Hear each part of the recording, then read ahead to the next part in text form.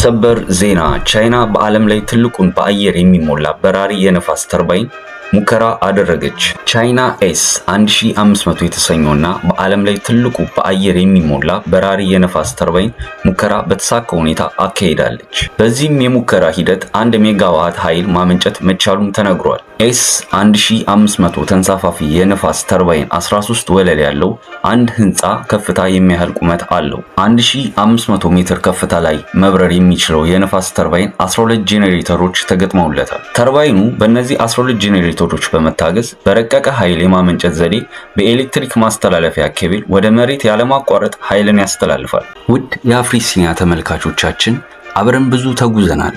እናንተም ቪዲዮዎቻችን እየተመለከታችሁ እኛም ደግሞ እያዘጋጀናቸው ከአፍሪሲኒያ ጋር ብዙ ሄደናል። በያዝነው ዓመት መጨረሻ 100,000 ቤተሰቦችን ለማፍራት የያዝነውን ዘመቻ በመቀላቀል አገልግሎቱን ይደግፉ።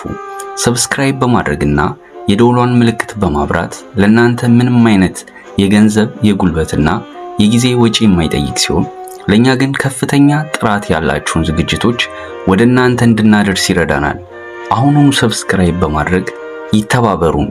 እናመሰግናለን። የነፋስ ታዳሽ ኃይል በስፋት የምትጠቀመው ቻይና ይህንን ርካሽና ቀልጣፋ ለማድረግ በማሰብ በቀላሉ የሚንቀሳቀሱና ብዙ የኤሌክትሪክ ኃይል የሚያመነጭ በዓለም ላይ ትልቁን አየር የሚሞላ በራሪ የነፋስ ተርባይን ሰርታለች።